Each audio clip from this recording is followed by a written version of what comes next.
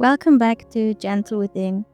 Today we're talking about something that quietly shapes the lives of countless people, the hidden rules of dysfunctional families. These rules are rarely spoken out loud, but every child in such a family learns them. Through looks, reactions, silence, emotional withdrawal, and sometimes through the subtle atmosphere that dominates the family. And as adults, many still follow these rules without even realizing it.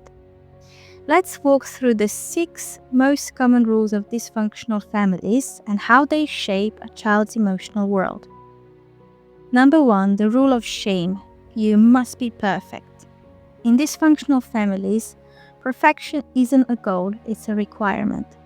When a child makes a mistake, the message is clear. You should be ashamed. Something is wrong with you. Parents may insist the child meant to do something wrong. They may interpret normal behavior as disrespect. Over time, the child learns, if I'm not perfect, I'm unworthy. If I struggle, it's my fault. My emotions are a burden. And so the child stops sharing anything difficult. They isolate. They feel alone in their own home, school, at work. Shame also brings control. Everyone monitors everyone else, constantly checking, correcting, micromanaging, hoping to prevent something wrong. Sometimes this even happens under the name of love. I'll swallow my anger so everyone gets along. If I take the blame, maybe the family will stay peaceful. The child becomes useful only when taking care of others. Self-care feels like breaking the rules, almost like running a red light.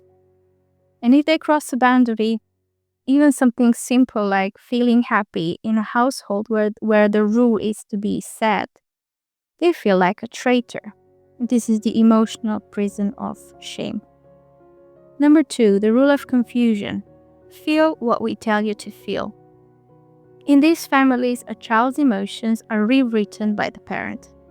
If the child is scared, the parent says, "Don't be ridiculous, there's nothing to be afraid of."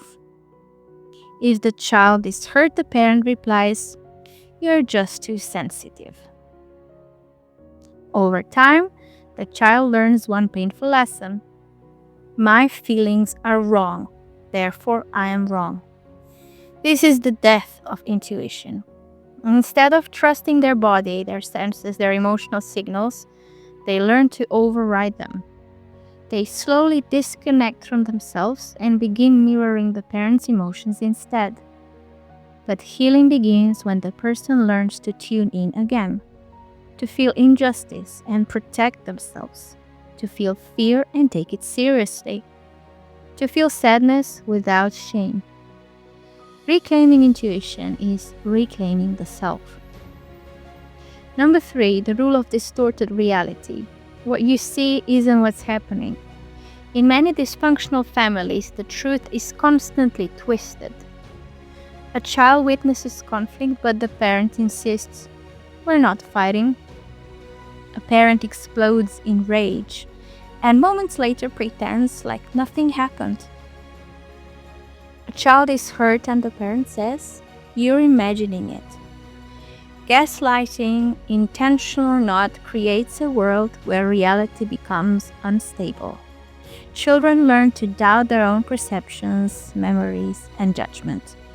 You can only imagine how easy it will be for these people to end up in narcissistic relationships when they grow up. Number 4, the rule of fear. Negative emotions are very dangerous.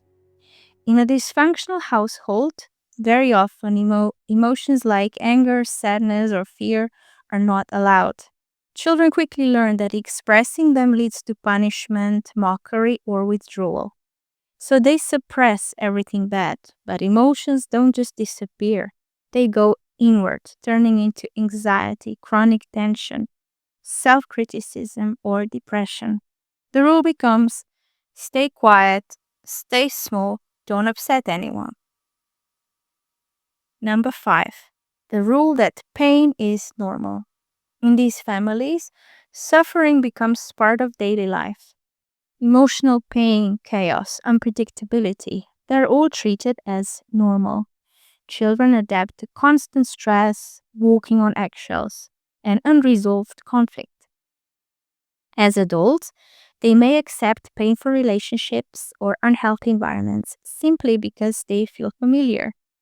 Pain becomes ingrained in the notion of love and belonging.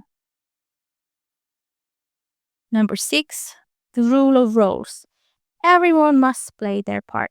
Dysfunctional families operate like a theater with rigid, unspoken roles. The scapegoat who gets blamed for everything, the hero who tries to save and fix the family, the partner to the parent, often a child, who becomes the emotional caretaker, the addict whose struggle distracts them from deeper family issues, the victim and the persecutor who switch roles depending on the moment. A mother may be a victim with her partner, but the persecutor towards her children.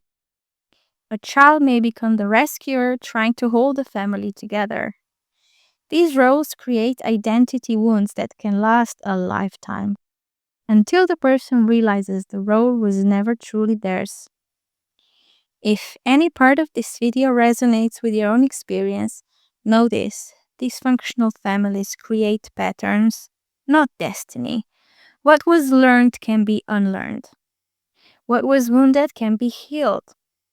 And reconnecting with your intuition, your true emotions, your sense of reality is completely possible. You deserve a life that isn't ruled by shame, silence, or fear. Thank you for watching. Let me know what you think in the comments. Don't forget to subscribe and see you soon.